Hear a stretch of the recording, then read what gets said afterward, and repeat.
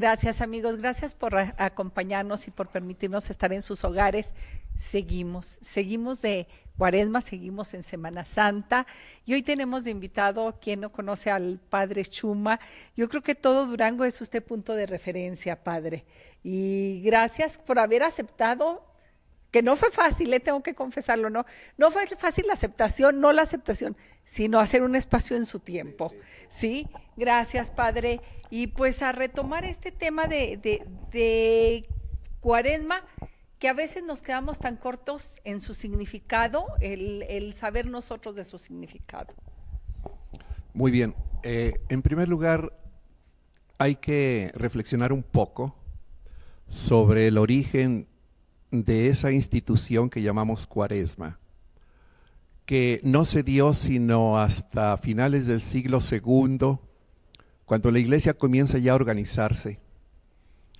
Y en un primer periodo, lo que tenía la Iglesia era una formación para todos los que se convertían al cristianismo, una institución que comenzó a llamarse y se usa actualmente todavía en la Iglesia, el catecumenado, que es un periodo de catequesis. En aquella época, como quienes se convertían al cristianismo eran adultos, se les tenía que preparar durante de 3 a 5 años para que conocieran la fe en el misterio de Cristo y todo el mensaje de Jesús. Y se les preparaba pues muy acuciosamente. Te digo, era entre 3 a 5 años, teniendo en cuenta el proceso de cada uno de ellos para que llegaran a una experiencia de la fe, que es una experiencia del conocimiento y vivencia del misterio de Cristo.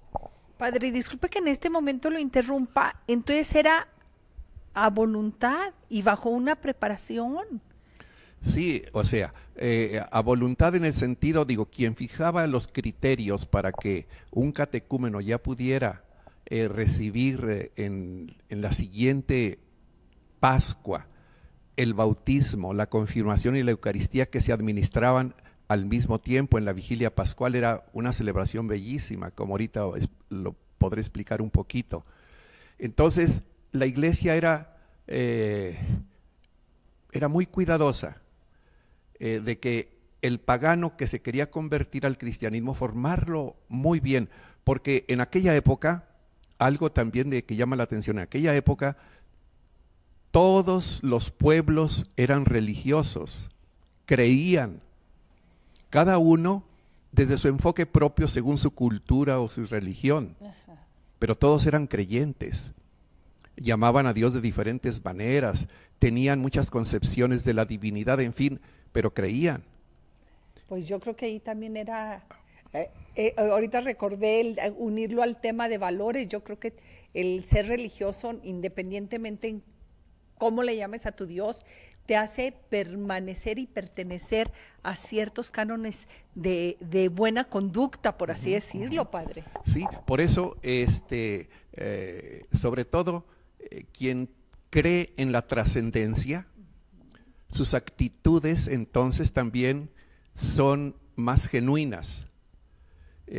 Aquí experiencias que conozco a través de amigos muy queridos, sacerdotes de Estados Unidos, que viajando hace unos 3 años venían sorprendidos de haber estado en Nueva Zelanda y me decían, fíjate que allá la mayor parte de la población, creo que son 5 millones de habitantes, dice, la mayor parte de las personas no practican una religión. Los cristianos son un pequeño grupo, hay también musulmanes, dice, pero todos tienen un sentido de la trascendencia que fundamenta y que organiza su vida. Dice, por eso son muy honestos, muy congruentes, muy respetuosos de las leyes, una limpieza en todo. Todos observan la ley, no porque pueda venir el castigo o la represión, sino por convicción. Por convicción para la vida eterna. Exacto. Entonces, aunque no practiquen una religión, tienen el sentido de la trascendencia. de la O sea, de ese divinidad. misterio Es- que Dios se hace presente en todo ser humano que lo busque. Llámale como quieras al final. Claro que la plenitud de esa revelación, donde Dios se nos ha identificado quién es y cómo es para el ser humano, pues es en Cristo Jesús, que es el tema central de la Cuaresma, ¿verdad? Entonces, volviendo a lo de los inicios del cristianismo, los paganos eran creyentes, adoraban al sol, a la luna, a otras divinidades, sobre todo en el periodo del Imperio Romano, el culto mayor que se daba era al sol, importado de Oriente, de Asiria y de Egipto. De Egipto, sí. Entonces, en el Imperio Romano se daba culto especialmente al sol, era una de las principales religiones o cultos que se tenían. Entonces la iglesia era muy cuidadosa, pues, en que ese creyente pudiera dar ese paso de creer en la trascendencia y llamarle de alguna manera y descubrir la identidad de Dios, de un Dios personal, de un Dios Padre que nos ama, de un Dios hermano que se identificó con nosotros encarnándose, de un Dios que es todo amor, el Espíritu de Dios, el Espíritu Santo. Entonces los llevaban a través de un proceso que llamamos el catecumenado, que como te decía era entre 3 o 5 años, según el proceso de cada uno. Y según la avidez, yo creo, de Y conocimiento. del conocimiento y la vivencia que iban teniendo. O sea, la iglesia iba verificando. Pero fíjese, qué interesante, ahora resulta que somos católicos y a veces no sabemos ni por qué. Pues sí, eso es lo grave y lo triste. Porque mi mamá y mi papá me bautizaron, porque me llevaban a la iglesia y porque yo digo que soy, pero no sé si soy o no soy. Por eso ahora hay que catequizar, hay que catecumenizar a los bautizados. Fíjese. Y este sería un momento, un periodo excelente, la Cuaresma, si participáramos en todas las celebraciones, sobre todo dominicales, porque ahí se va dando una catequesis, como ahorita voy a tratar de explicarlo.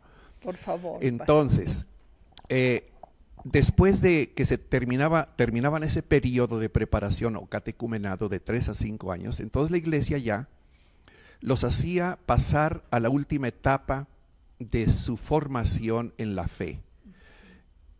Un periodo inmediatamente anterior a la Pascua. Y ahí fue cuando surgió y se organizó la Cuaresma.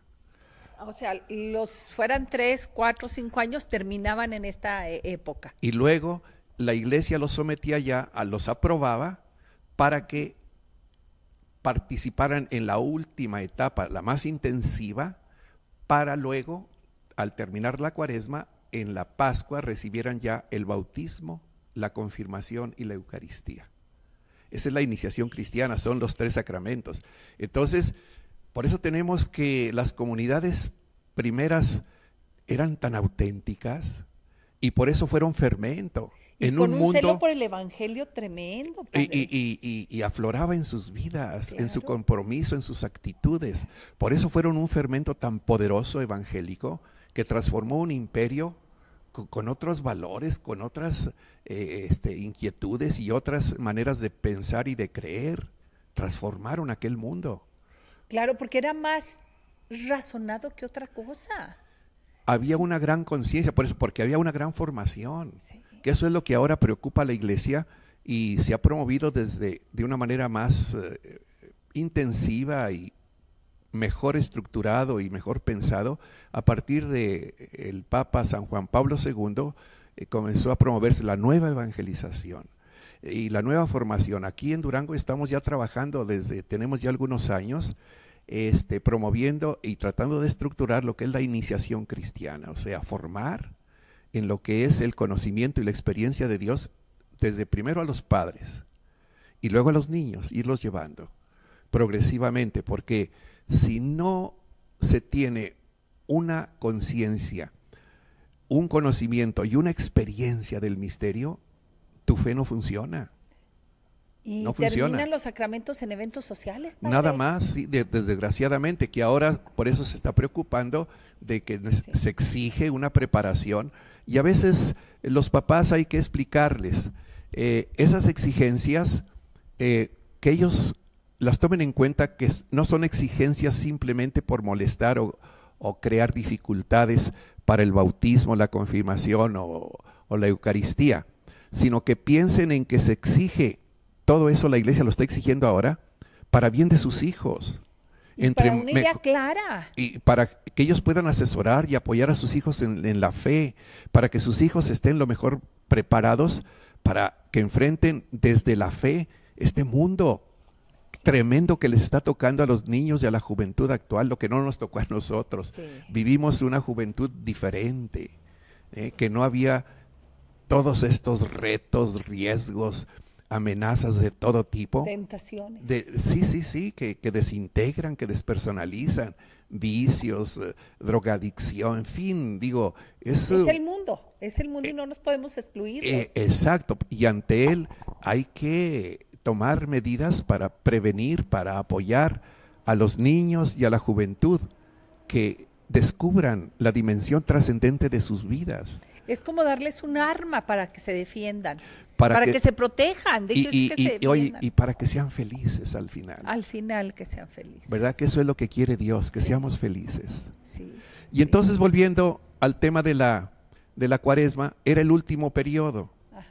Entonces, tal como está ahora organizado, son 5 domingos en los que en aquella época el obispo era el que daba la catequesis dentro de la liturgia de la Eucaristía, lo que llamamos ahora la homilía. Entonces, se invitaba a los catecúmenos que habían sido aprobados y estaban en su última etapa inmediata para recibir luego los sacramentos de la iniciación, comenzaban a participar en las Eucaristías de la Cuaresma. Y ahí recibían la catequesis ya última de parte del obispo. En cada misa se les catequizaba. Por eso la Cuaresma tiene una catequesis muy bien organizada. En sus 5 domingos, con la finalidad de ir redescubriendo el misterio de Cristo hasta su culminación en la Pascua, llegar a ese encuentro pleno y definitivo a través de los sacramentos con ese Cristo vivo, con ese Cristo que transforma tu vida y le da toda su dimensión trascendente. Y el obispo entonces iba dando esas catequesis. Los catecúmenos recibían la catequesis, la homilía, y luego eran invitados a dejar la asamblea eucarística porque no podían continuar en la misa porque aún no eran bautizados. Y entonces los no bautizados no permanecían en misa. No continuaban, llegaban nada más hasta la liturgia de la palabra, que era su última catequesis que se les estaba impartiendo. Al terminarla eran invitados a salir y dejar la asamblea porque no podían continuar ya en la ofrenda y en la participación ya del misterio de Cristo en la comunión de su cuerpo y de su sangre porque aún no eran bautizados. Entonces era una cosa bellísima y solemne. Y luego la comunidad oraba por ellos, por todos los catecúmenos que estaban en ese proceso de preparación para su bautismo, para la iniciación cristiana. Por eso es muy rico, entonces teniendo en cuenta el origen, entonces eso es el contenido actual de la Cuaresma hoy. La Cuaresma entonces tiene pues sus 5 domingos y es muy interesante. Comienza con los 2 primeros domingos y es una síntesis excelente del misterio de Cristo, Dios con nosotros. Comienza, todos lo hemos escuchado, quienes participan en la Eucaristía, el primer domingo que se le llama de las tentaciones, que es una forma pues muy común, pero ese no es el sentido de ese evangelio. Le llamamos las tentaciones y luego el segundo domingo la transfiguración. Pero yo quiero hacer un alto en las tentaciones, padre. Sí, ahorita lo desarrollamos. Bueno, ahorita lo desarrollamos, ándele pues. Sí, mira, entonces, pero ¿cuál es lo que la Iglesia pretende en esos 2 domingos de entrada? Presentar lo que es el misterio de Cristo. O sea, ese tema de las tentaciones es por el que Cristo manifestó que era un auténtico hombre, que se encarnó y asumió la naturaleza humana, con todas sus retos y consecuencias, con todo lo que experimentaba todo ser humano. Entonces lo asume porque asumiéndolo lo transforma. Entonces hizo suya la naturaleza humana tal cual y la enfrenta y la vive. Por eso ahorita explico un poquito cómo viene el relato de los evangelios, que ahora es el evangelio de Marcos, el que se reflexionó en esta cuaresma, donde dice que Jesús, después del bautismo de Juan, se retiró al desierto. Primero allí comienza ya un simbolismo. El desierto es el lugar en donde el ser humano va a estar totalmente desprotegido de todo, no tienes en qué apoyarte. Y es, desde el punto de vista bíblico, es el lugar donde vas a poder escuchar a Dios que te habla. En esa soledad, en esa soledad donde nada interfiere. Eso es muy importante. Por eso hay algunos hermanos, sobre todo de las espiritualidades orientales, que promueven mucho la meditación. Métete en el desierto, o sea. Es introspectivo. Eso, y ponte en una situación ajena y de todo lo que de todo tu entorno para que escuches el misterio de Dios que te habla. Para que en ese silencio encontrar, pues no sé si buscándote a ti encuentras a Dios o encontrando a Dios te encuentras a ti, Padre. Es que es lo mismo. Es hacia adentro. Exacto. Es que Dios solo lo vas a encontrar dentro de ti mismo. ¿Regresamos?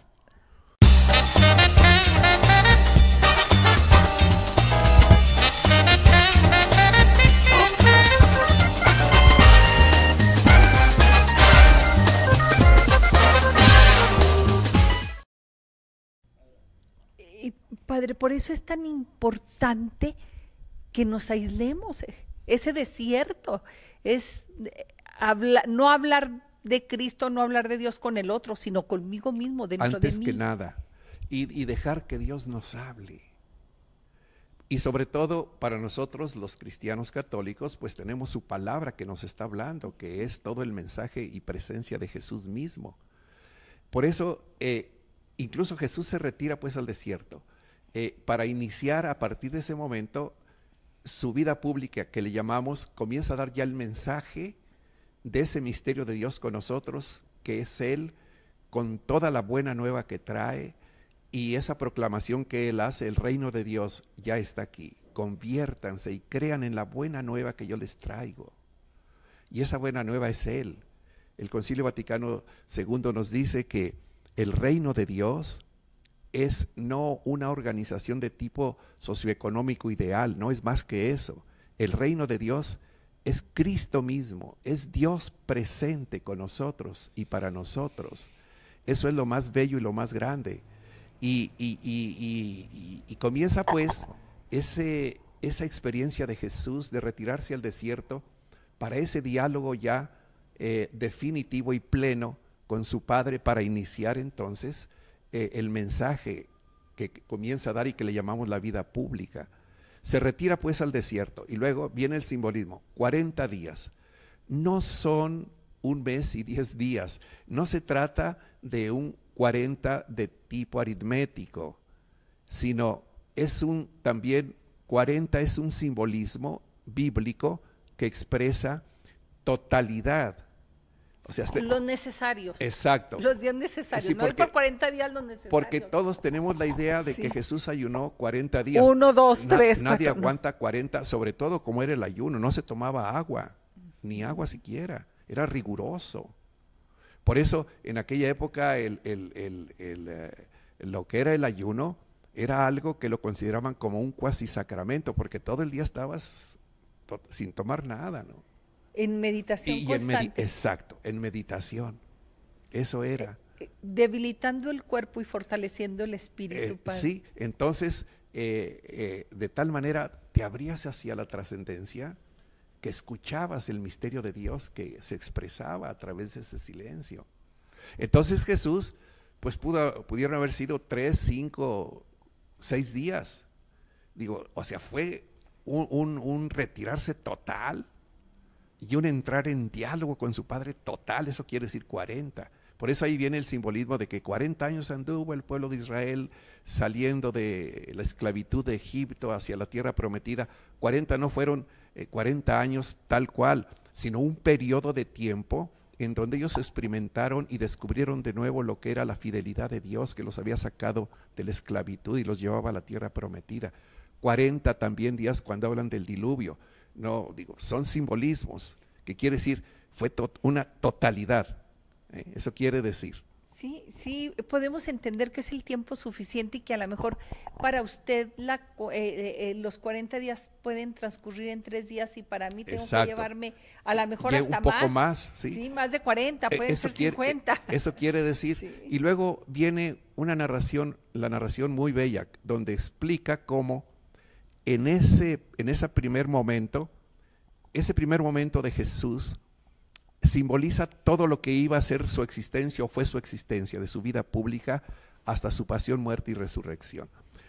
Donde dice, Marcos dice que Jesús entonces, estando en el desierto, fue tentado por Satanás.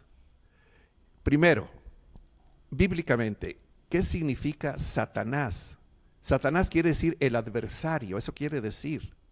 Entonces, Jesús va a enfrentarse a los adversarios del reino de Dios y quien proclama ese reino de Dios. Jesús tuvo una lucha tremenda. Sobre todo el Satanás para Jesús fueron las autoridades religiosas de la época. O sea, olvidémonos de esa imagen que tenemos con cola y patas de no sé qué. No, olvidemos ese Satanás. Es la tentación, es el adversario. Es todo adversario, por ejemplo. En nuestro mundo de hoy. Ajá. Gente que quiere ser honesta, que quiere trabajar con verdad y honestidad, se va a encontrar con muchos satanáses, muchos adversarios que no lo van a dejar ser honesto, que van a tratar de corromperlo. Esos son los satanáses a los que hay que temer. El crimen organizado, por desgracia, la maldad organizada de cualquier tipo, corrupción. El dinero fácil. Todo eso, eso te está tentando. Por eso tentación, también correctamente desde el punto de vista bíblico, es prueba. Jesús fue probado y mostró en la prueba de que era fiel a la misión que su Padre le había encomendado. Hablar de la justicia, de la verdad, del amor de Dios, a los pobres, a los marginados, a los enfermos, a los excluidos, a la mujer que vino a reivindicarla. Esa prueba, por eso fíjate, las tentaciones no son malas, es el momento de la prueba. Y ahí se va a demostrar, va a probar, el que de veras cree y es congruente, va a probar que es fiel. Es el momento donde se prueba y se manifiesta la fidelidad. Entonces, por eso en Jesús tiene también algo peculiar las pruebas, las tentaciones. Para Jesús todas sus pruebas vinieron de fuera, de Satanás, de los adversarios, de los enemigos. Mundo. Exacto. En nosotros brotan también de dentro. Ese es el problema, que no solo vienen de fuera, sino también brotan de dentro. Padre, los miedos, las angustias, las depresiones, ¿también es parte de las tentaciones? Eso más que, pues puede ser una tentación, pero más que tentación, son esas desarmonías que tiene uno que aceptar con serenidad y buscar enfrentarlas y superarlas, buscando la armonía interior. Y esa armonía es otra vez buscando ese misterio de Dios, que es el que le da la gran armonía y lo hace a uno capaz de saltar sobre la prueba, cualquiera que sea. Por eso, pero es una presencia, es un don divino que hay que buscar uno humildemente cada día. Y Jesús es lo primero que hace, se confía a su Padre, como hombre que es auténtico, se confía a su Padre, porque Él al mismo tiempo es Dios, es el Hijo de Dios personalmente, y es Dios como el Padre. Pero al asumir la condición y la naturaleza humana, entonces como hombre se somete y se entrega totalmente a su Padre, para que su Padre sea el que lo haga testigo fiel del mensaje que le confió y para el que vino al mundo. Padre, en esto de confiar, es confiar, entregarnos, soltarnos, pero a la vez fortalecernos de esa figura. Sí, aquí lo característico de la confianza de la mujer y el hombre de fe consiste en esto. Yo me voy a confiar en un Dios que se me ha revelado en Cristo y conozco su auténtica identidad. Cuando yo descubro y experimento a Dios como mi papá, entonces me confío.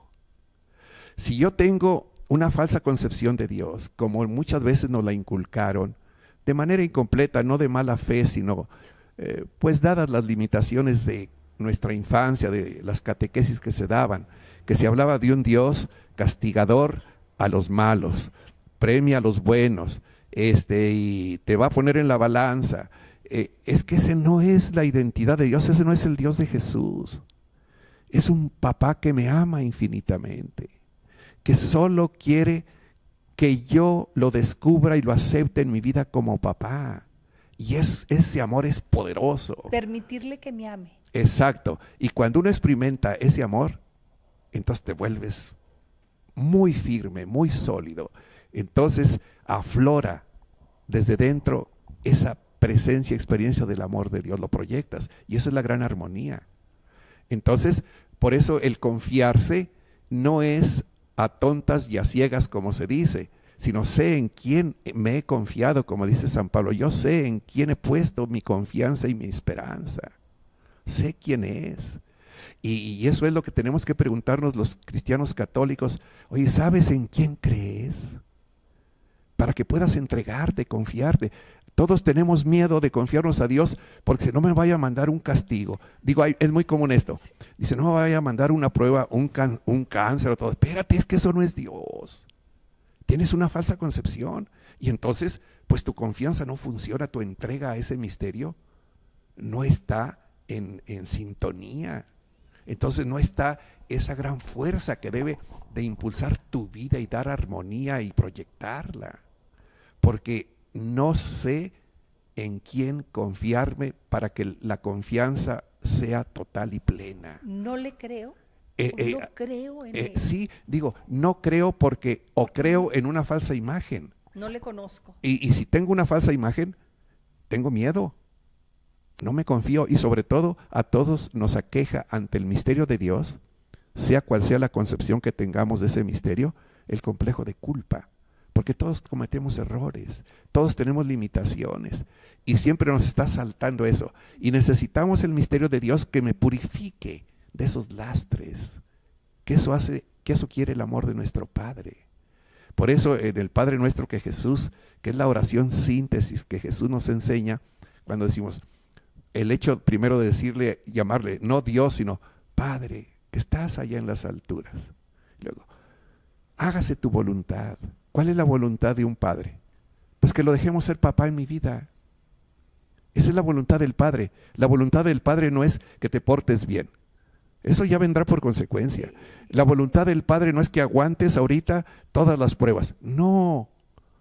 El Padre lo único que quiere es que yo lo deje ser papá en mi vida. Ese Padre poderoso que va a realizar y a transformar mi vida. Pero Él me está diciendo, déjame. Y luego, hágase tu voluntad. ¿Cuál es la voluntad del Padre? Pues precisamente eso, ser papá. Que venga a nosotros tu reino. Dios va a reinar en mi vida y en esta humanidad cuando lo dejemos ser papá en cada uno de nosotros. Que me abrace amoroso, Eso, nada más. eso es lo divino. Eso vino a anunciar Jesús. Porque viene allí en uno también de los domingos, cuando va un hombre prominente, un fariseo, Nicodemo, que va de noche porque le llama la atención el profeta Galileo y su mensaje, y va de noche a buscar a Jesús. Y Jesús le dice, mira Nicodemo, tanto amó Dios al mundo, que le entregó a su Hijo único, para que todo el que crea en Él tenga vida eterna, vida plena. Porque Dios no envió a su Hijo para condenar al mundo, sino para que el mundo se salve por Él. Ese es el mensaje que le da a Nicodemo Jesús, revelándole ese misterio de Dios que es un papá. Por eso la expresión que viene bíblica y que la transmitieron los mismos evangelistas literal, es una expresión del arameo el Abba, que quiere decir papito, papi. O sea, con una ternura y una confianza total. Ojalá y cada mañana nos levantáramos y dijeran, gracias papi por este nuevo día que me das. Pero sentirlo como mi papi, así como cuando uno es niño, que se confía en los papás, que no tiene uno miedo de nada, porque aquí está mi papi, está mi mami, mi mamá. Entonces ese es Dios, es más que eso. ¿Cómo borrar de nosotros esa idea de culpabilidad?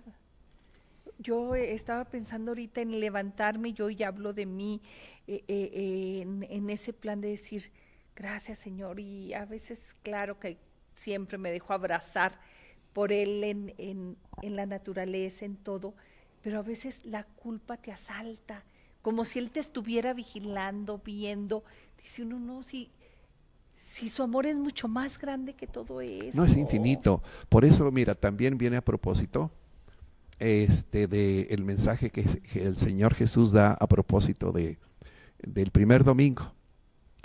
Porque Marcos dice que después de ser probado y vencer esas tentaciones, que las venció durante toda su existencia, entonces dice, vivió entre fieras y los ángeles lo servían.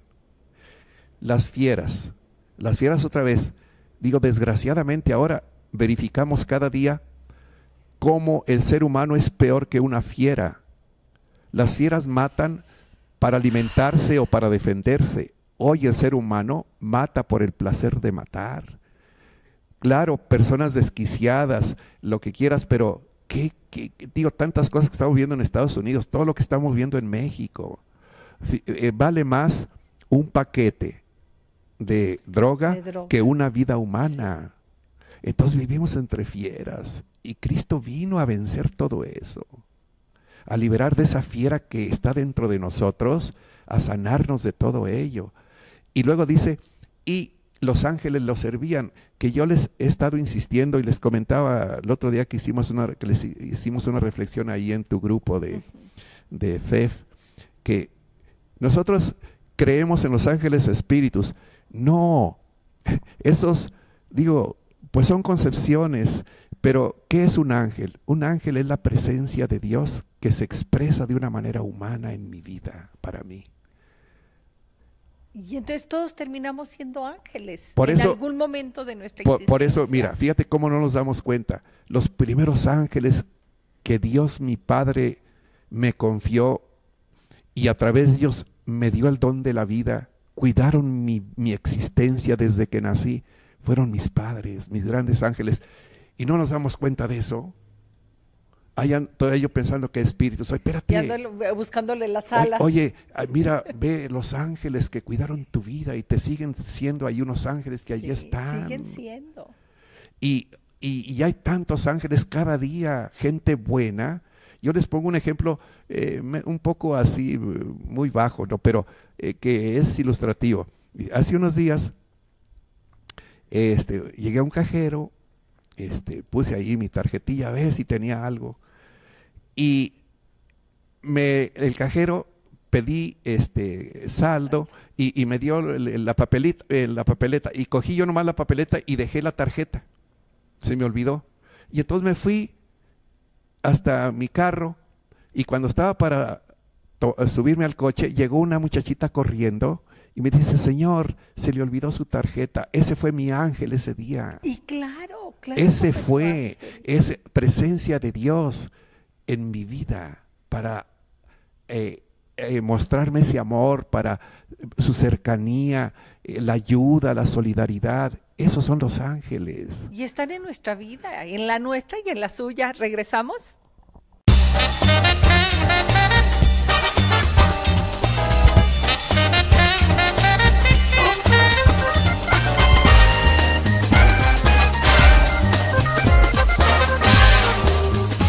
Esa muchachita fue su ángel.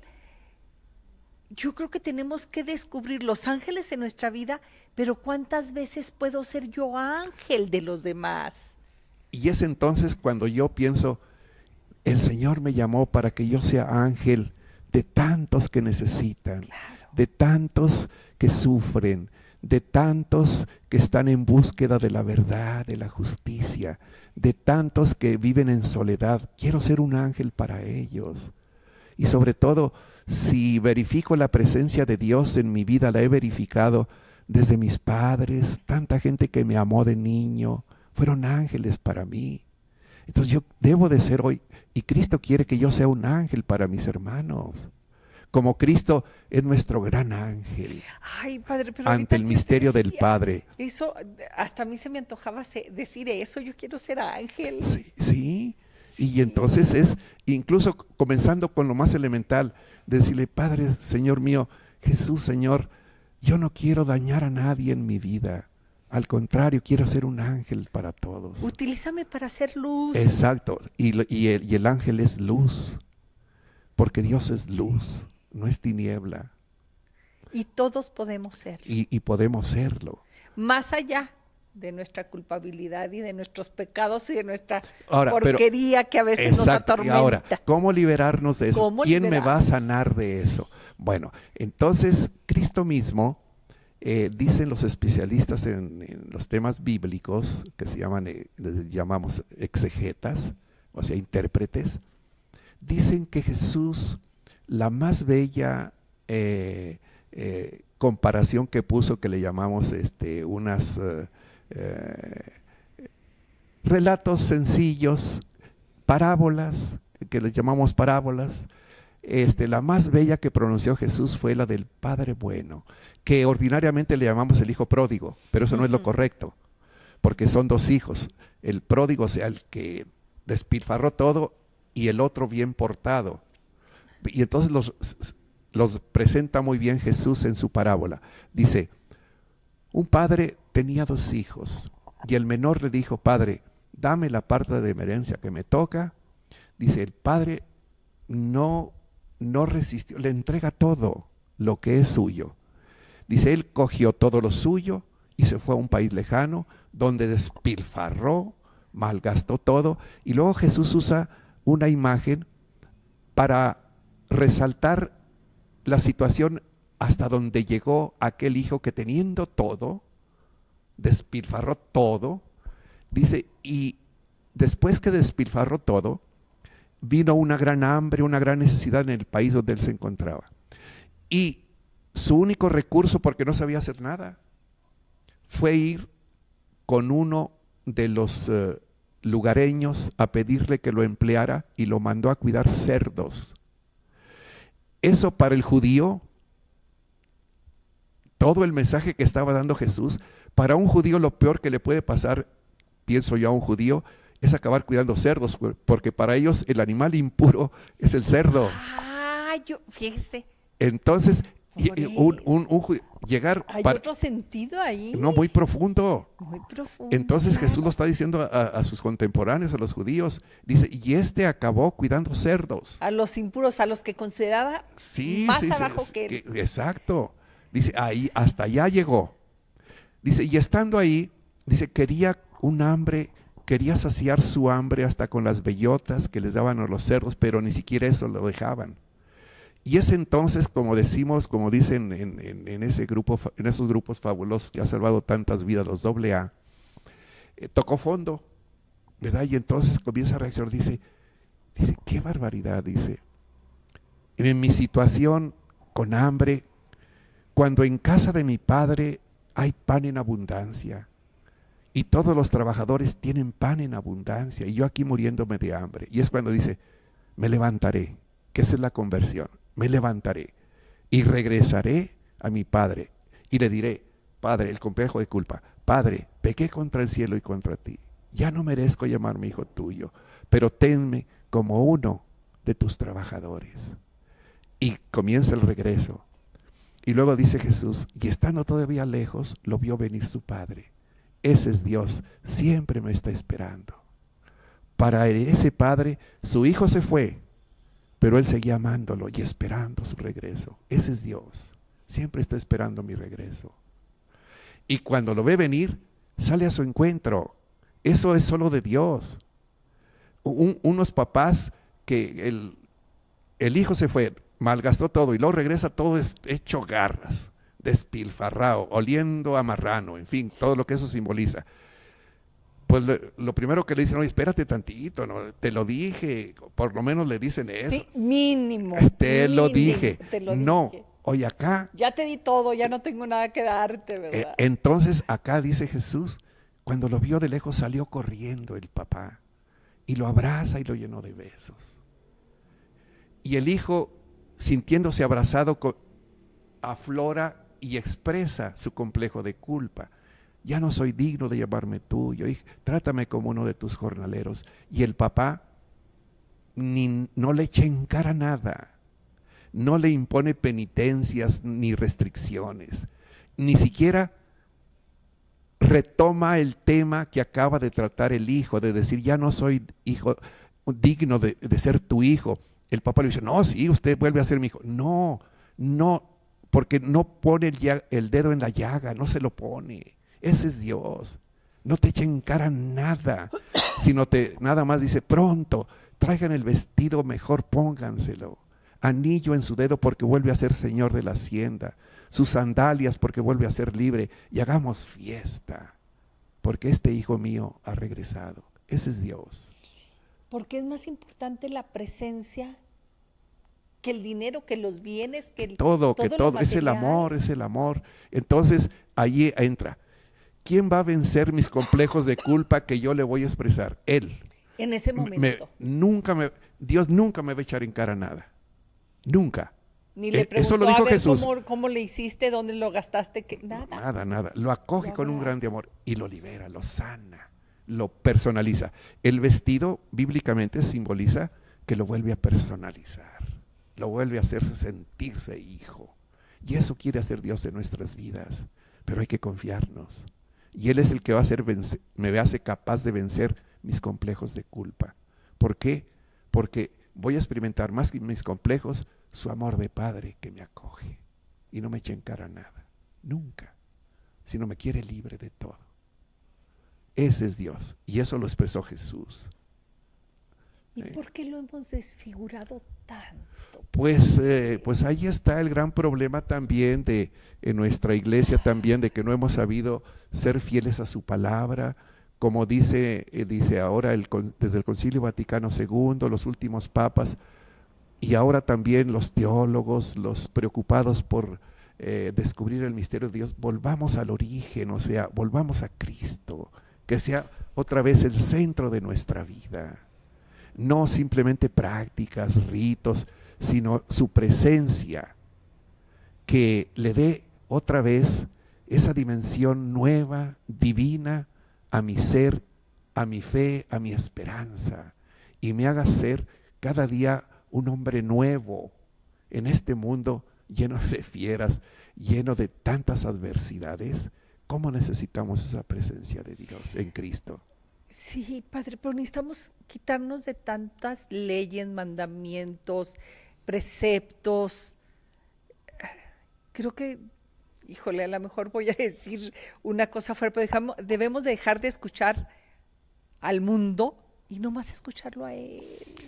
Por eso viene la segunda parte de la parábola. El hijo mayor, el bien portado. Pues sí, el que que siempre cumplió todo.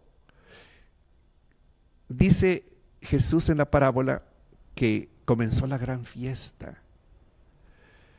Cuando regresó el hijo mayor del campo y que se llega y se encuentra con la fiesta, llama a uno de sus criados y pregunta, ¿qué pasó? ¿Por qué esta fiesta? Y el criado dice, es que regresó tu hijo menor y tu padre hizo fiesta. Entonces se indigna. ¿Qué es la reacción humana? Dice, ¿por qué si este sinvergüenza que malbarató todo, por qué le hacen fiesta? Y no quería entrar a la casa. Y entonces el papá, otra vez, reacciona como papá, sale a su encuentro y le dice, hijo, y lo invita a entrar. Y el hijo mayor le echa en cara. Dice, yo que siempre he cumplido tus leyes, yo que en todo te he obedecido, nunca me has dado ni siquiera un cabrito para comérmelo con mis amigos. Y eso sí, Dice, "Ay, eso sí, fíjate, eso sí, llega tu hijo que malgastó tu hacienda con prostitutas, en vicios, le haces fiesta. Y luego dice, hijo, tú siempre estás conmigo, todo lo mío es tuyo. Era necesario hacer fiesta porque regresó tu hermano y lo hemos recobrado sano y salvo". Fíjate Dios cómo actúa con los talibanes, que somos los intolerantes, que solo nos interesa, usted pórtese bien, usted cumpla con los mandamientos. Los mandamientos no tienen sentido si no brotan de una convicción de amor a Dios. Si son imposiciones que vienen de fuera, ya no tienen la dimensión y el valor que Dios quiere tengan. Que todo te brote por convicción, porque amas. Y no cuando porque te ama, imponen. ni siquiera Hay necesidad hay de que necesidad te... de nada, o sea. Y ese es el ideal, ¿verdad? Por eso decía San Agustín, ama y haz lo que quieras, porque si de veras amas, no vas a hacer sino solo amar. Sí. ¿Qué puedes hacer cuando amas? Amar, entregarte. Y luego, San Agustín, ahorita me acuerdo también, que él dice, a propósito de la encarnación y de Cristo, que su vida pública y todo, dice, Dios en Cristo Jesús quiso hacerse un hombre para llevarnos a Dios su Padre, Cristo. Y luego dice, Cristo, que es Dios, Dios se hizo un hombre para que el hombre se hiciera Dios. Fíjate que eso nos viene, pero nos dice uno, oye, ¿y qué no es una herejía eso? No, no es. Ay, sí, ¿cómo que quiere que yo sea Dios? Sí, porque Él quiere participarme de su identidad divina en Cristo y comienzo a ser Dios. Por eso, en ese sentido, no Dios, sino parte de ese misterio. Divinidad, que exacto, esa divinidad. Que eso viene desde el Génesis y ahora le damos esa interpretación. Ser imagen de Dios significa participar, porque Dios así lo quiso en Cristo Jesús, de su misma identidad divina. Soy todo ser humano, es de identidad divina, nos creó a su imagen y semejanza, eso quiere decir. Imagen no es parecido. Imagen, que viene del griego, quiere decir identidad. Dios me participó de su identidad divina y yo soy de origen y de identidad divina.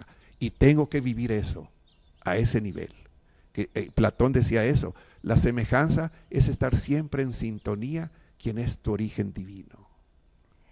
Padre, y yo me pregunto, ahorita que lo estoy escuchando, cuando conocemos lo más mínimo de nuestro cuerpo, cómo funciona, cómo es que estoy aquí, que corre la sangre y que mi alimento se procesa y que respiro oxígeno y que estoy viva y que mi corazón, digo, y todavía puedo negar mi divinidad. No, es que soy algo. ¿Cómo puedo negar que Él me hizo, Padre?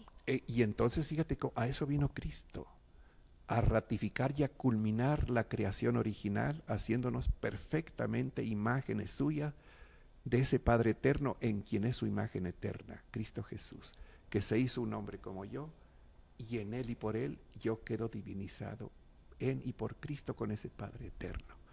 Ese es un mensaje central ahora en la Cuaresma y en la Vigilia Pascual. Vamos a celebrar el hombre nuevo, que Cristo resucitado es el prototipo de la humanidad nueva que somos cada uno de nosotros. Redescubrir esa parte nuestra, Padre. Pues Él es lo trascendente, es lo divino que Dios nos confió y que no sepamos valorarlo. Digo, ese es el drama de esta humanidad.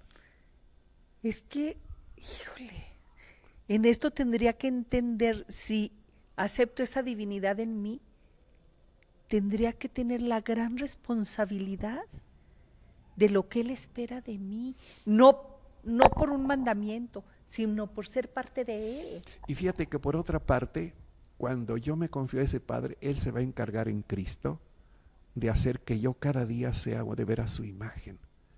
Él es tan poderoso que quiera que yo lo deje actuar en mi vida, que entonces Él se va a encargar de ir transformando a través de un proceso mi existencia e ir convirtiéndola cada día en que mi vida sea luz, en que mi vida sea un proyectarme con un grande amor por todos, que sienta a todos como hermanos, que me interese los más marginados, los que más sufren.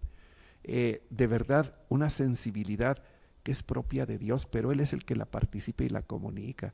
Por eso no debemos de atemorizarnos ni de acomplejarnos, sino decir, oye Señor, tú te vas a encargar de hacer todo eso en mi vida. Tú me creaste.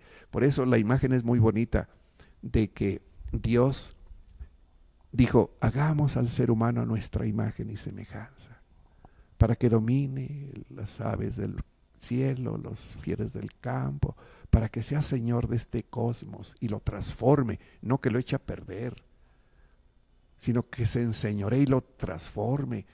Y entonces, lo haga crecer. Y como dice, nos llamó a ser socios de su creación. Hay que seguirla transformando. Y entonces Él me participa pues de esa identidad, y Él se va a encargar de que hasta el final yo llegue realizándome desde esa identidad que Él me confió. Hay un santo que es el patrono de nosotros los sacerdotes. Yo creo que todas las personas han oído hablar del santo cura de Ars, que era un sacerdote francés, muy humilde, pero un santo que acababa, no tenía gran capacidad intelectual, pero tenía una experiencia de Dios, que incluso los reyes de Francia iban a confesarse con él. Y él dice en sus escritos, no todos los santos comenzaron bien, pero terminaron siendo y actuando bien, confiados en el amor misericordioso de Dios, y fueron santos. Entonces, la santidad es don de Dios. Él es la fuente de todo. Y entonces el punto clave está en creerle y confiar. Eso. Soltar. Exacto. Te creo y entonces Él va a comenzar a actuar en mí, como aparece en el Génesis, que hizo del barro. Él comienza a moldearme a su imagen y semejanza. Él es el que va a hacerme que sea imagen suya. Mi disponibilidad es indispensable. Si yo no quiero, que es lo que dice también, fue lo que dijo Jesús, hay un pecado que Dios no puede perdonar ni en esta vida ni en la otra. Dice, y es el pecado contra el Espíritu Santo. ¿Qué quiere decir con eso? Que puedes pecar contra el Padre, contra el Hijo, pero contra el Espíritu Santo, cuidado, no. Lo que quiere decir Jesús es, el Espíritu Santo es la tercera persona de la Santísima Trinidad que procede del amor del Padre y del Hijo eternamente. Por eso lo personificamos como el amor de Dios. Si tú rechazas el amor de Dios, entonces ¿quién te va a poder salvar? Si tú rechazas a Dios, entonces ni Dios mismo te puede salvar. Quiera, ¿cómo? No puede. Si le cerré la puerta. Por eso entonces eso es, hay un pecado que no puede, pues no puedo, va a decir Dios, yo no puedo perdonarlo porque me rechazas. Y más que perdonarlo, pues simplemente no puedo entrar porque estoy ahí. ¿Regresamos?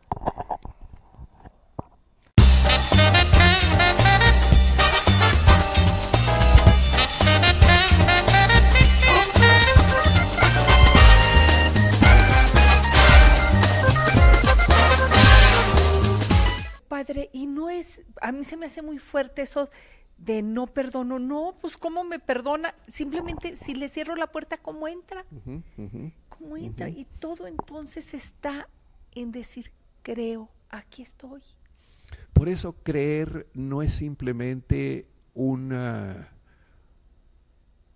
acto de, como decimos, intelectual, en el que digo, sí creo en estos principios, en estos dogmas, en estos mandamientos. Sí, esa es la estructura. Pero creer es tener la experiencia de esa presencia de Dios en tu vida. Y para tenerla, tienes que tener esa apertura y esa entrega. Por eso, el amén que decimos en las celebraciones eucarísticas, el amén es no nada más decir sí, no es sí, es una afirmación por la que te confías. Así es. Sí. Así es. O sea, sí, Dios te ama, así es, sí así creo. Y me dejo amar por ese Dios. Dios es un Padre, así es, porque yo lo acepto en mi vida como mi papá. Padre, pero si no, bueno, a mí me cuesta concebir que no creamos en ese espíritu, porque sería muy poco si fuera nomás carne yo. Pues sí, O sea, sí. no soy nada más carne. Yo digo, ¿quién puede creer que nada más es carne?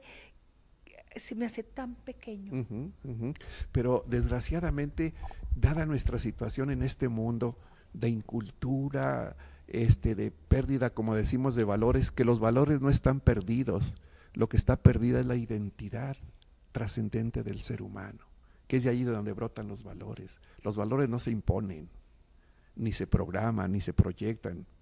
Los valores brotan, es tu ser que brota y expresa Dejar que florezca. lo divino que está ahí, florece, se proyecta, y va estructurando mi vida y voy estructurando mi entorno también, transformándolo en armonía, que eso es lo que Dios, pediríamos a Dios que se diera en cada familia, que los papás, los esposos fueran esa fuente de donde estuviera brotando esa presencia divina, trascendente de Dios, y que va armonizando todo, transformando todo. Ay, Padre, lo escucho a usted y me maravillo, y yo digo, me siento, va más allá de una expresión. Digo, ¿cómo hacer para compartir? Y lo estoy escuchando y digo, que lo escuchen mis hijos, que lo sientan mis hermanos, que podamos entender de esta manera maravillosa que Dios nomás quiere que sintamos su amor. El mismo término, reflexionando un poco en el origen de la palabra Dios. La palabra Dios viene de una cultura del idioma sánscrito, que es un idioma sagrado, del área ahí de la India, del norte de la India y de Irán. Y en el sánscrito es donde tuvo su origen la palabra Dios. Y en sánscrito es Deyeu. Deyeu quiere decir día. Entonces ellos a ese misterio que percibían y no sabían ubicarlo ni identificarlo, comenzaron a llamarle Deyeu, que quiere decir día, luz.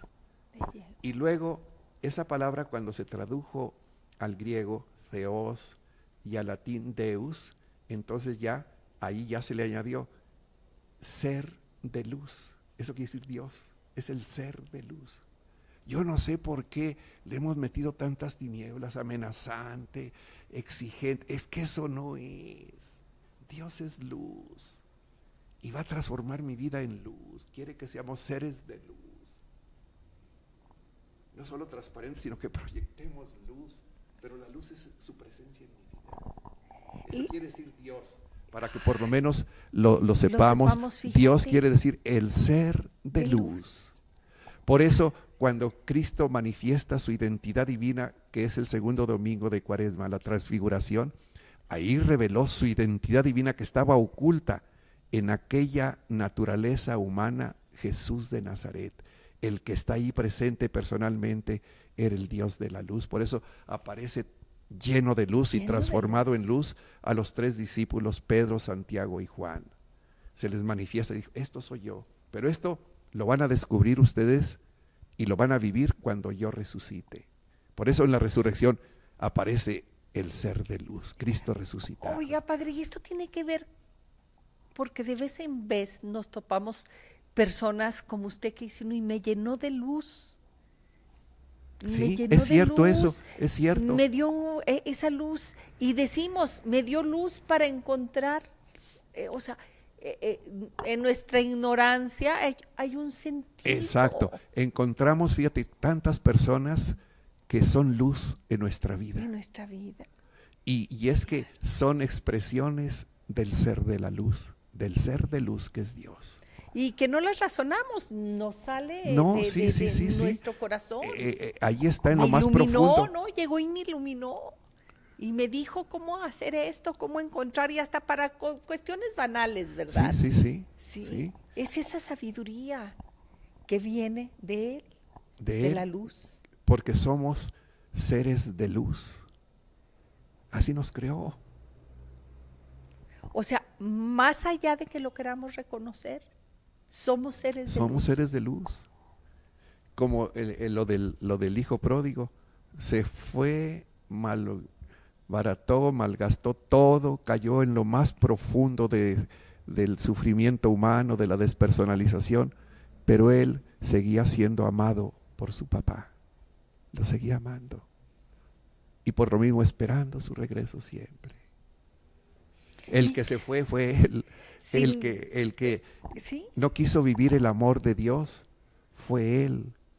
Como el hermano mayor vivía en la casa del papá, pero no amaba al papá, no experimentaba el amor de su padre y vivía allí porque él nada más era reglista, él cumplía órdenes, pero no vivía el amor de ese padre. El otro porque se fue, pero estando ahí en casa se perdía quizá de lo y entonces de lo hermoso. esos son los talibanes, o sea, los que nos volvemos intolerantes, incluso a partir de la religión o de las prácticas o de nuestras maneras de concebir la religión y excluir a los demás, en fin. Oye, espérate, es que eso no es ser de luz, es que no estás experimentando el amor de Dios, tu papá. No sé qué Dios traes, un Dios intolerante también, justiciero, vengativo, y eso está muchas veces cargado a veces nuestras religiones. Sí, padre cultural, yo creo que yo tengo que confesar que una de las frases que me repito muchísimo, así la tengo aquí apuntadita para que no se me olvide: Dios no te hizo juez. Exacto. Dios no te hizo juez. Sé compasivo, ser Dios comprensivo. No te hizo juez, o sea, sin juicios. Sí. Pero somos intolerantes, ¿no? Sí, padre, creo que tenemos que, yo no digo que transformarnos, porque soy tan pobre como para transformarme yo, sino soltar mis riendas y decirle: Señor, aquí estoy. Pues, que él me transforme. Que ¿no? Él me transforme. Sí, entonces, completando la idea de la parábola bellísima de Jesús, cuando el padre dice: oye, es que recuperamos a tus hijos, dijo: sí, dice, ahí está, dice, llega ese hijo tuyo, no dijo mi hermano, llega ya ese hijo tuyo que malgastó con prostitutas, y a él sí le haces fiesta. Fíjate, pobrecito, estaba vacío de amor totalmente, que rechazaba el amor de su padre y el amor a su hermano, y no quiso entrar a la fiesta de Dios, que eso es lo más triste. Entonces, y el padre también, pues él con un amor infinito, amándolo y acogiéndolo y todo, y lo resalta Jesús, ¿verdad? Entonces, Jesús nos retrata, todos tenemos algo de hijo menor y de hijo mayor, todos los seres humanos. Hemos cometido errores, sí, y por otro lado a veces somos intolerantes, entonces tenemos que buscar ese amor de Dios que nos sane y que nos haga vivir la fiesta de Dios.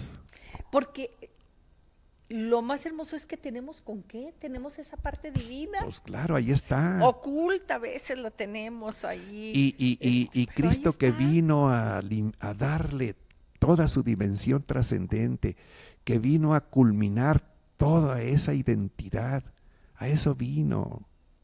Por eso, eso le dice a Nicodemo: oye, mira, tanto amó Dios al mundo, que le dio lo que más ama, que soy yo.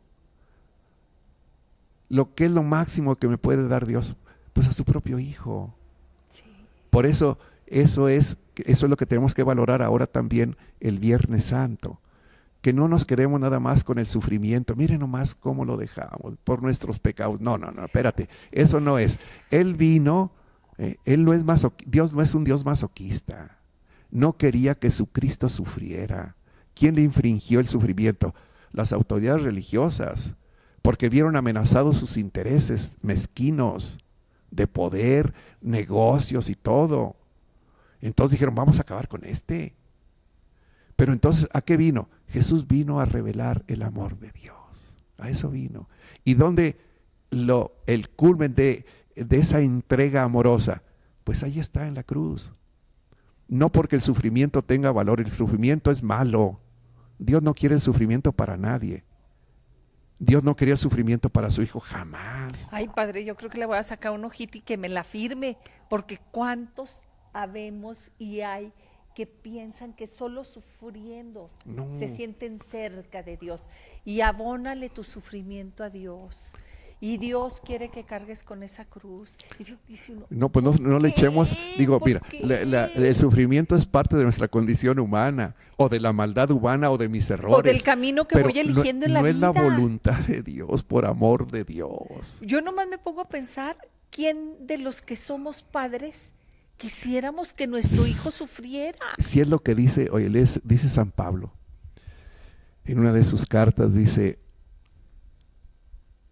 aunque nosotros, dice, si un padre de familia, si a un padre de familia su hijo le pide un pan, no le da una piedra. Claro. Si le pide pescado, no le da un alacrán. Claro.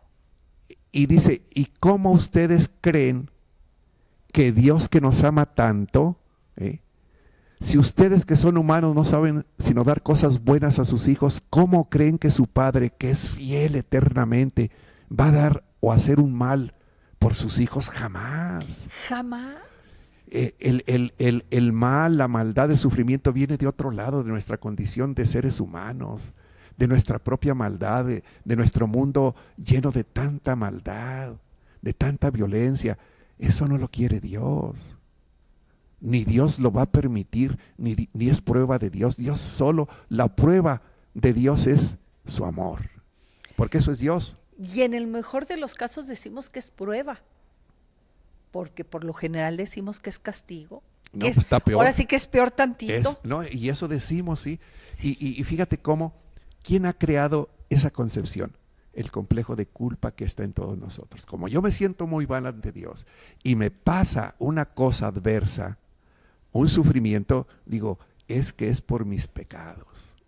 Yo me lo merezco. Y se lo atribuyo. Pues sí, cuando, oye, espérate, eso no es de Dios. No es consecuencia, es consecuencia de mis propias limitaciones, de mi ADN también, de mi organismo, de la maldad de mi mundo. Debilidad. Pero Dios no quiere que yo sufra. El que estaba sufriendo y entregándose en la cruz no era Jesús solo, era el Padre que se estaba dando. También ahí se estaba entregando, sufriendo con su Cristo y mostrándonos el amor infinito que nos tiene. Por eso, oye, cuando está ahí, fíjate lo que es Dios.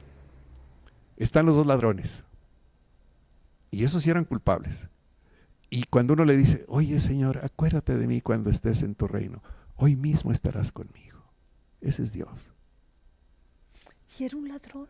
Pues sí. Y ese sí era un ladrón. Y confió y creyó en el que estaba allí siendo crucificado con él. Entendió que era inocente, que dijo, es que porque acuérdate que según la tradición evangélica, uno de ellos estaba echándole allí maldiciones a Jesús, y si eres de veras ese hijo de Dios, ándale, libéranos a todos. Y entonces el otro ladrón le dice, oye, tú ni estando en el sufrimiento y en el tormento, tienes temor de Dios, ni te arrepientes. Y es cuando le dice a Jesús, Señor, acuérdate de mí. Acuérdate. Y Jesús le dijo, hoy estarás conmigo. Y eso es impactante, yo creo que si lo analizamos un poquito, porque como usted dice, no sabía quién era, lo único que sabía era que era inocente. Eso. Y entonces, creyó ahí en su inocencia. descubrí algo misterioso en Sí. él. Y, Sí. y con una humildad profunda le dice, y Jesús no le dice, oye, bueno, mira, vas a pasar por el purgatorio primero. Mira, primero vas a hacer penitencia. No, eso no es Dios. Hoy estarás conmigo.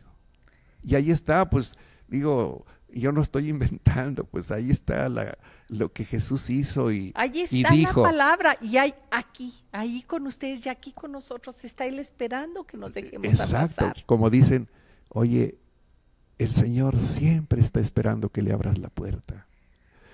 Y a la hora que le abras, ahí va a estar, ahí está esperándote. Yo creo que es momento que se la abramos. ¿Regresamos?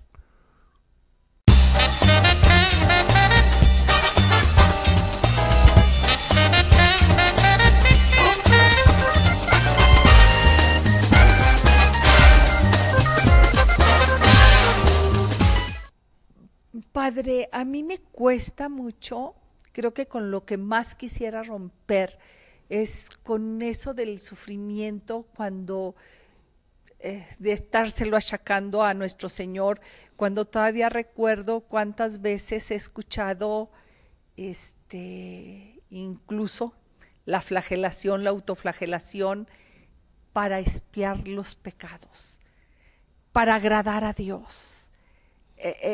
No me cabe en la cabeza, pero creo que en mi inconsciencia muchas veces, espero que no hayan sido muchas veces, pero creo que sí lo llegué a decir, repitiendo esquemas, Dios te va a castigar.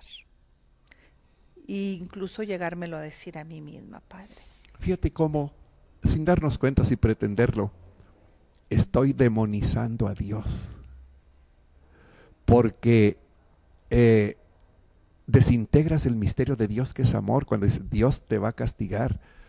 O sea, si Dios, que es una reflexión lógica nada más humana, si Dios dejara de amar, deja de ser Dios.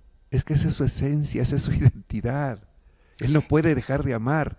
Entonces, sí, dice, te va a castigar. Oye, pues entonces ya deja de ser Dios. Le doy el látigo, le pongo el látigo en la mano. Pero yo soy el que lo estoy deformando. Yo. Porque Dios no es eso, y es lo que me viene a decir Jesús. Oye, tanto te ama mi Padre. Ay, oiga, yo ahorita fíjate, a lo mejor un ejemplo me pasó que escuchara yo a una de mis hijas decirle a la otra de mis hijas, no, mi mamá es mala, te va a castigar.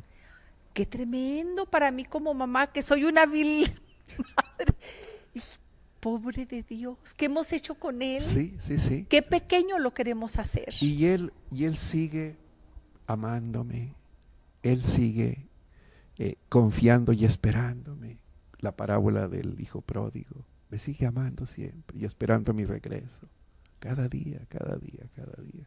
Y por eso ahora que vamos especialmente, que celebramos esas prácticas, que tenemos esas prácticas bonitas, los Vía Crucis, vivientes, el viernes, esos recorridos, y luego sobre todo la celebración que hacemos litúrgica, escuchar la palabra de Dios, el Evangelio de la entrega de Jesús. No resaltemos ni creamos que es el sufrimiento de Jesús el que salva, sino además y a pesar del sufrimiento, Jesús mostró siempre el amor fiel de Dios nuestro Padre. A ver, espéreme tantito, porque creo que muchos nos hemos quedado en la cruz, o se han quedado en la cruz y decir, ya Él sufrió por mí. Ya pagó. Pagó. Pero ¿a quién paga si el Padre no me está cobrando nada? O sea, a ver, ya ¿cómo le reacomodo todo esto? Entonces, lo que tengo que descubrir es tanto el amor fiel, que incluso el sufrimiento que le infringieron a Jesús las autoridades religiosas y del imperio, a pesar de eso, Él nunca fue infiel al mensaje, a la revelación que venía a realizar a través de su encarnación hasta su culminación en la cruz, revelar el misterio del amor de Dios. Nadie lo detuvo y mostró siempre solo y siempre eso. En la cruz ahí está, Padre, perdónalos, no saben lo que hacen. Y no dijo, fúndelos. O estoy muriendo por ellos, por sus pecados. No, el que se está entregando ahí también es nuestro Papá del cielo. El único lugar en Dios mismo, el único lugar donde el Padre expresa su paternidad eterna es en su Hijo eterno. Entonces, por eso es su Hijo el que tiene que venir. Porque ¿cómo me va a mostrar Dios que es un papá sino en su propio Hijo? Como ustedes los que son papás y mamás. ¿En quién muestran que son papás? Pues en los hijos. Pues sí, ni modo. No dice, yo soy papá. Oye, pues mucho gusto. Pero el lugar donde expresas tu maternidad y tu paternidad son en tus hijos. Así el Padre, por eso envió a su Hijo, porque es en el único en quien puede mostrar eternamente y en la historia para nosotros que es un papá que solo sabe amar. Y ahí está en la cruz. Ahí debemos de descubrir, miren el gran don de nuestro Padre del cielo, el don más divino, lo más lo que Él más ama, que es a su propio Hijo, me lo está dando en señal de que me ama. Esa es la cruz.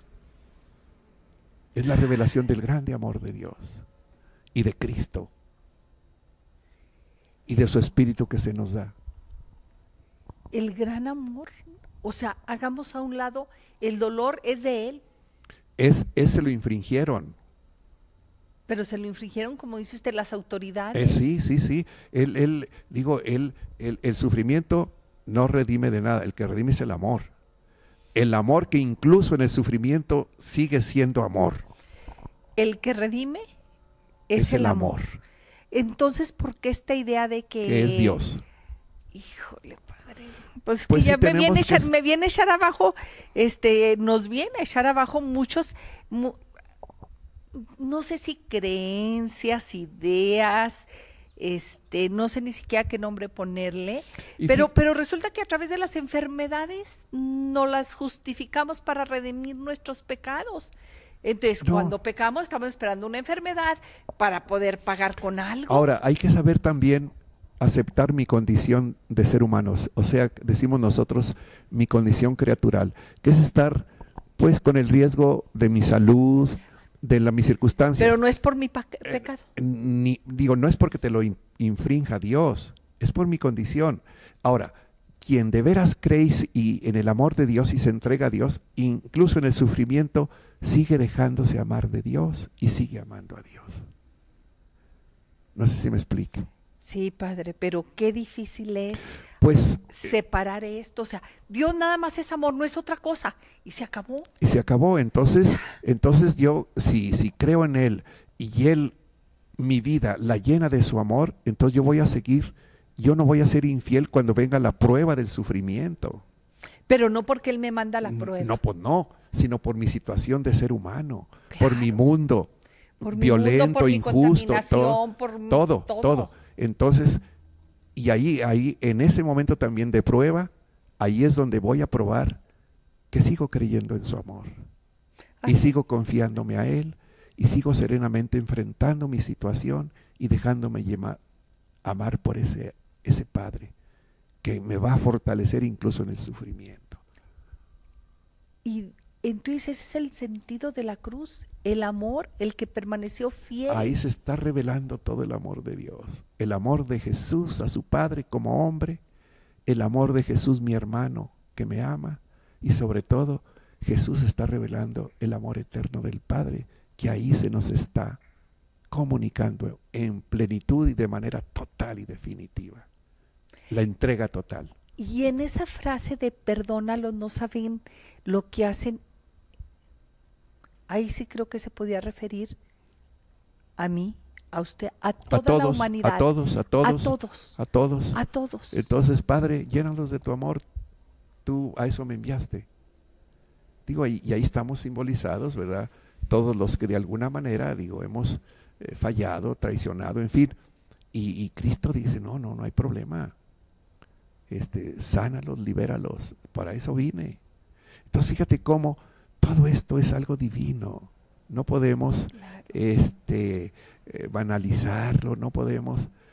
Y como decías tú, ahora tenemos que reiluminar todas nuestras conocimientos, nuestras concepciones, la enseñanza que nos dieron de niños, nuestra catequesis, que nos la dieron lo mejor que pudieron en esa época, pero ahora la Iglesia está redescubriendo, volviendo a los orígenes del gran misterio de Dios que es Cristo, su palabra, la estamos actualizando y volvemos a iluminar incluso todo aquello que quedó medio opaco, que fue muy parcializado, que incluso deformó sin pretenderlo, sin mala voluntad, pero deformábamos inconscientemente el misterio de Dios. Que era más del hombre que de Él.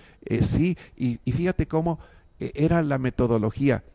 Antes, y fue lo mejor que pudieron darnos nuestros padres que nos amaron tanto, la manera de educar era a través de la amenaza y una nalgada. Ese era su método.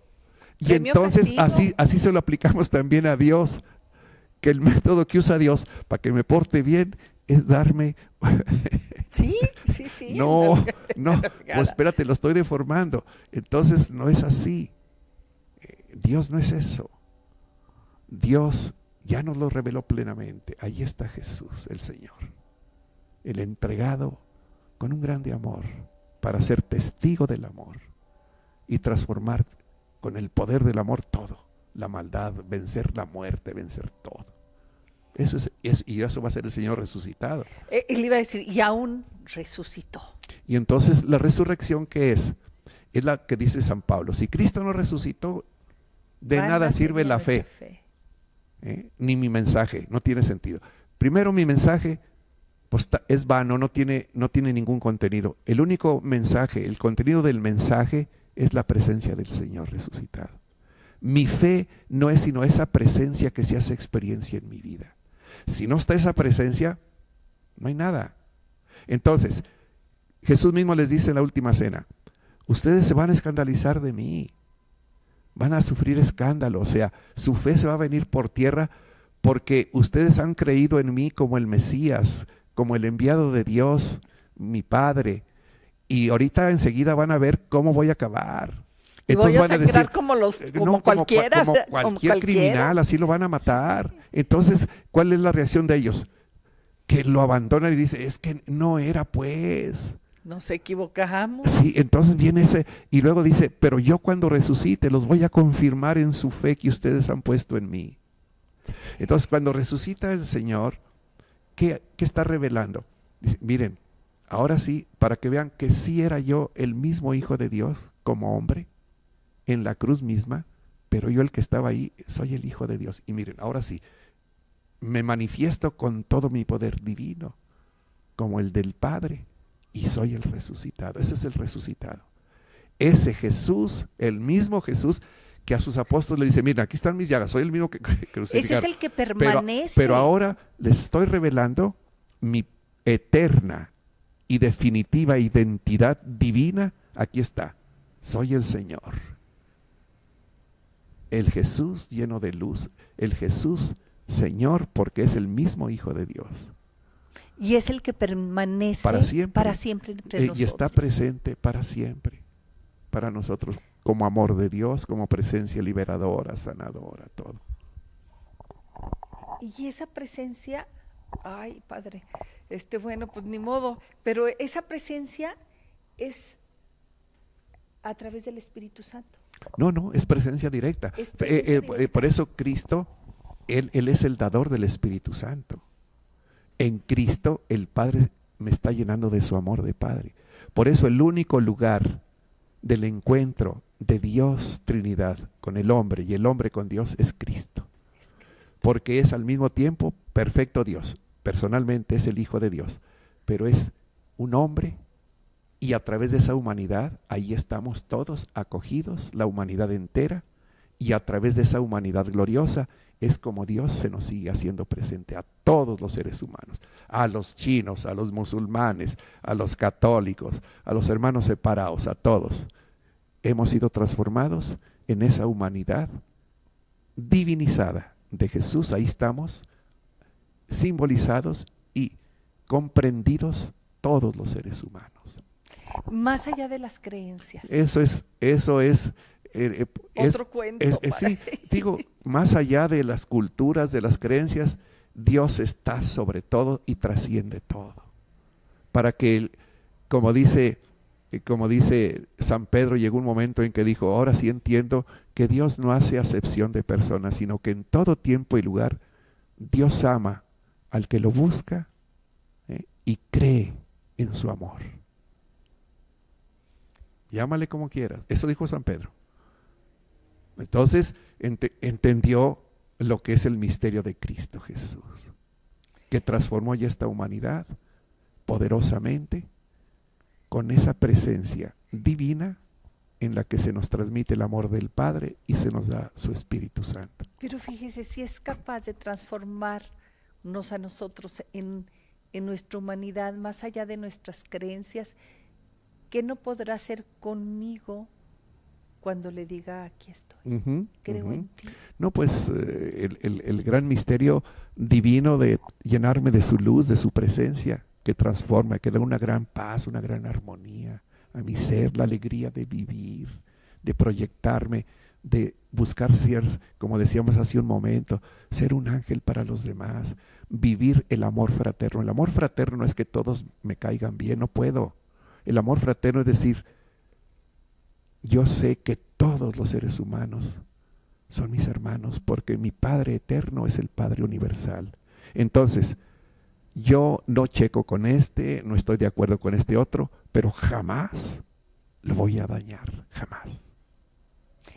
Y quizá pueda haber hasta con esta compasión misericordiosa, decir, la única diferencia es que quizá él no lo ha descubierto.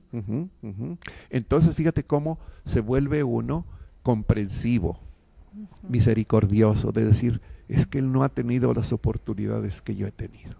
A él nadie Es se lo lo ha enseñado. Exacto. Por eso piensa uno en tantos muchachitos del crimen organizado, nunca han sabido que Dios los ama. Urge la evangelización, padre. Sí, nunca han sabido lo que es ser amados. Yo tuve una experiencia en un tiempo que estuve de capellán en el Cerezo, hablándoles precisamente de la parábola del Padre Bueno, yo echándole ahí todas mis teologías a los chavos ahí del Cerezo. Ya terminé y se les motiva mucho, se les insiste mucho de decirles, a pesar de que estás aquí y de lo que hayas hecho y de cómo te sientas, Dios te ama. Y tú eres libre si quieres, aún estando aquí. Bueno, esos son los dos temas que se manejan. Y entonces terminé yo de explicar un poco la parábola del Padre Bueno, y luego se acercó un chavito, un jovencito de como de 16 años, y me dice, oiga padre, ¿y qué es eso de que Dios es un papá? Luego se me prendió inmediatamente el foco, ¿no? Y dije, este muchachito, le pregunté, oye hijo, ¿y a ti quién te creó? Dijo, mi abuelita. Para él, Dios es una abuelita, era su experiencia. Él no supo, no conoció nunca el amor de un padre, ni de una mamá. Entonces yo, hablándole de que Dios es un papá, pues él no lo entendía. Pero también es una abuelita. Para él era una abuelita. Sí. O sea, cómo hay que enseñar y dar a entender y que experimenten. Si alguien no ha experimentado el amor, digo, y ese amor de Dios, y ese amor, sentirse amado, es un pobre ser a la deriva y víctima de todo. Pero a lo mejor ahí podemos ser el ángel que da un abrazo. No, por eso. Y Dios me está enviando a todos ellos. Sí. Ahí está tu hermano. Nada de que como Caín y Abel, oye, ¿dónde está tu hermano? Pues yo qué sé, no, ya lo había matado, ¿verdad? No, ¿dónde está tu hermano? Sí, ¿dónde está mi hermano? Lo voy a buscar. ¿Dónde anda? En las cañadas allá profundas. Pues a ver cómo hacemos. Tenemos que ir. Padre, ¿qué cree? Ya se nos terminó el programa. Yo Pues, lo quiero qué comprometer, lástima. padre. Lo siento mucho, pero yo lo quiero comprometer en público. Creo que una manera de evangelizar. También la tecnología nos sirve. No, sobre la todo. comunicación nos sirve. No, son medios, Sí. oye, son medios maravillosos. No podemos desaprovechar que usted venga y platique con nosotros y nos maraville en redescubrir a ese ser de luz que nos está iluminando, está esperando que abra la ventana, que recorra el velo, que recorra la cortina para que entre a mi vida. Oye, y de la manera más sencilla, con todos mis lastres y pecados, porque todos tenemos tantas debilidades, hemos cometido tantos errores. A pesar de todo eso, nomás diré, Señor, aquí estoy. Yo sé que tú me amas y aquí estoy. Aquí estoy. Gracias, Padre. Y sé que muchos querrán saber dónde está el Padre, cuándo oficia, por favor. Pues allí yo los invito a la Eucaristía cada domingo en Santana, a la 1:15, ahí celebro. Ahí nos reunimos a bendecir al Señor, a reflexionar en su palabra, a volver a redescubrir cada vez más su presencia divina, llena de luz, el Señor resucitado, que sigue transformando, purificando, afianzando nuestra fe y nuestra esperanza, porque estamos en camino. Estamos en camino, pero digámosle sí, aquí estoy. Gracias, Padre, gracias y felices Pascuas. Gracias por permitirme estar en sus hogares y bueno, digámosle sí a ese Cristo resucitado, sí para siempre en nuestras vidas.